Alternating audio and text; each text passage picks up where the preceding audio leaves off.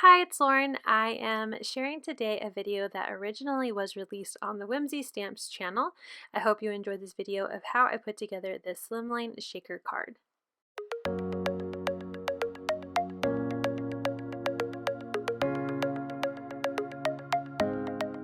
Hi, it's Lauren and welcome back to the Whimsy Stamps channel. I am so excited to share with you this slimline shaker card I made using the new Lucky Ducky stamp set.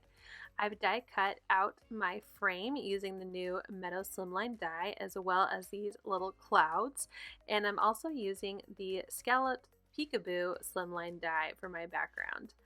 I am going to be using some distress oxides and creating my background.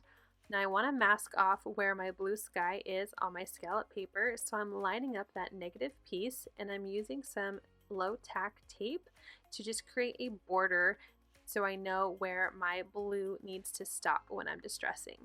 I'm using tumbled glass and I'm going to color in all of that sky so it will layer behind my frame meadow piece, and I'm going to activate some of that oxide by using my spritzer and also splatter on some blue metallic paint.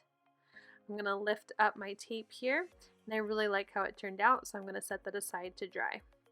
Now I'm going to do the same thing on the top of my frame here, but I want to block off the bushes. So I'm using that same tape and I'm hiding the bushes. And then I'm also going to create my own bush shape using my tape. So that way I have a nice line between my sky and my grass, and I'm not going to worry about running the blue into the green in spots I don't want. I'm going to distress the top of that frame, spritz it again like I did my scallop paper. And to be consistent with my background piece, I am going to splatter on more of that blue metallic paint. Once I'm happy with how it looks, I'm going to set it aside to dry and work on the next piece of my card. Before I continue on with the bottom of my frame, I wanted to let it dry, so I'm going to stamp out my images for my card. I'm stamping the cute little duck in a bucket and the 3 button flowers. I'm stamping it in a VersaFine ink, so I am going to be embossing. I made sure to use my embossing buddy before stamping, and once I have a good impression, I will take it out of my MISTI and I will apply some Detail Clear embossing powder. I'm going to use my heat gun to warm up my paper and melt all of that embossing powder, and I'm going to set that aside to let it cool and check on my frame. Now that the blue of my sky is dry, I'm going to peel up all of that tape and I'm going to reverse my masking. So now I'm creating masks for the blue part so I can distress in green. I'm starting off with Mowed Lawn and I'm going to distress all along the bottom of my meadow frame here, applying tape as needed to make sure I don't get green all over the blue. There were a couple spots, but I'm going to hide it later. So I'm going to keep going around with that Mowed Lawn until I'm happy. And then I wanted to add some Rustic Wilderness to darken up and create some shadow and depth to the different die cut pieces here. I love that there are little lines for the bushes and the pretty meadow scene. So I used a piece of scrap paper just to create a mask and colored in some darker color green of that Rustic Wilderness to create that depth. Now I'm covering up all the blue with that same low tack tape and I'm splattering on some green metallic paint onto my meadow. I'm going to peel off my tape and set it aside to dry. So now back to my images. I'm going to be using my Zig Clean Color watercolor brushes and I'm applying watercolor ink to the edges of my image and then using a water brush pen to bring that color into the center.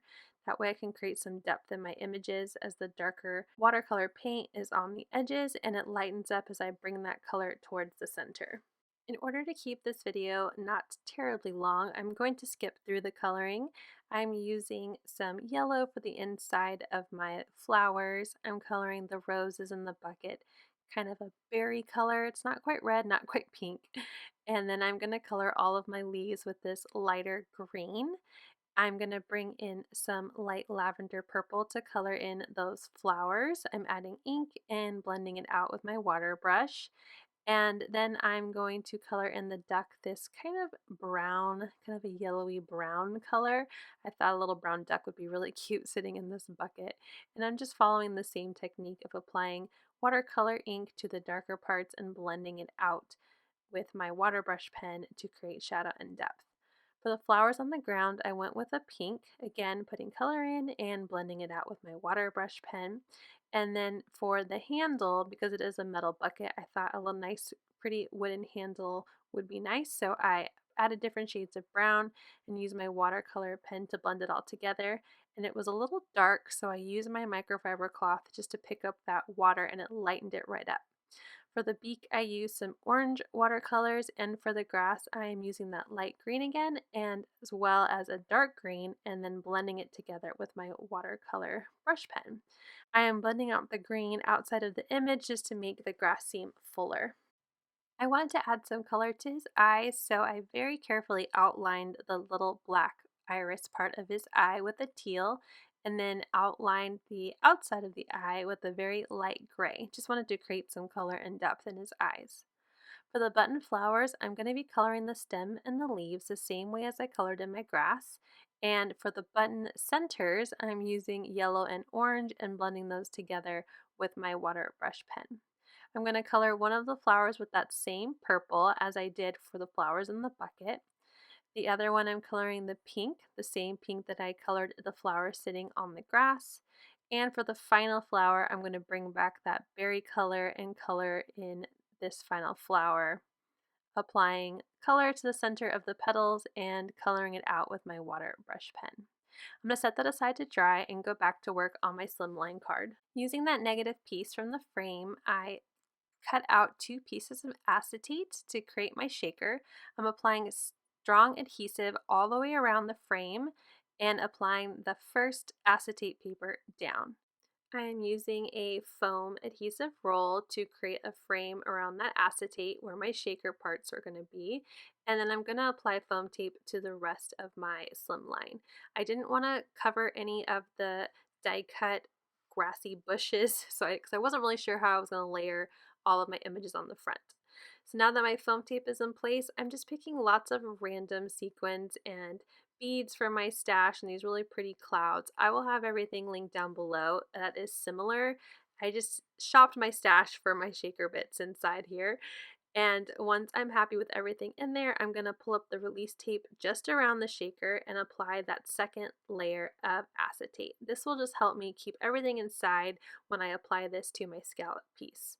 I put some more adhesive on the areas that were covered up by the foam tape and then pulled up the rest of the release paper for all of that foam tape, and I'm applying it to my scalloped piece here.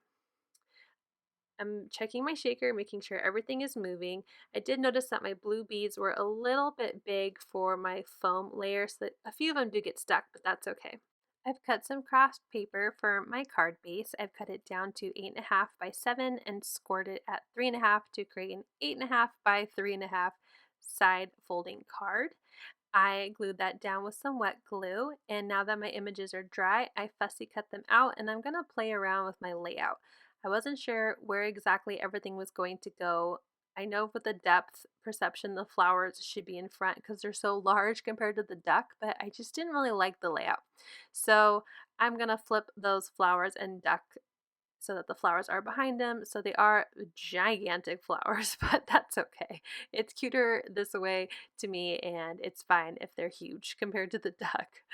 I layered on those clouds as well, making sure to hide any of my accidental green marks on the frame, and I'm going to start gluing everything down. I'm using some wet glue to apply those clouds down, and then I'm going to use a combination of wet glue and some thin foam adhesives behind my flowers.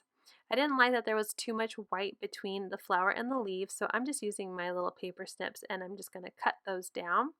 And like I said, I am layering a piece of foam adhesive, a little foam square behind the flower, and applying wet glue to behind the leaves, so it looks like the flowers are kind of rising up out of that die cut grassy line there. And once those are done, I'm going to apply a bunch of those little foam adhesives behind my duck. And before I put him down, I want to make sure I have room for my sentiment. So I'm just throwing on my clear stamps and I'm happy with it. So I go ahead and secure him down. I die cut 2 strips from the Quick Strips die set, my favorite die set for sentiments. And I am stamping in that same VersaFine ink. Hope your date is on one of the banners. and just Ducky on the other one. And I'm making sure they're centered to each other, so when I layer them onto the card, the sentiments look centered. And I'm going to go ahead and glue Hope Your Day Is in the Sky and Just Ducky underneath the duck in the bucket. I'm going to use my paper snips to trim down those edges. Of course, I should have probably done this before I glued it to the card base, but that's okay. I'm going to get in there with those tiny little scissors and trim it down so that it is flush with the Meadow Slimline frame die. And here is the card. I love it so much. My big giant flowers, my fun shaker elements, and that cute little duck. Here is a final look at the card. I hope you enjoyed this video. You can find everything I used down below in the description. Thank you so much for watching and have a great day.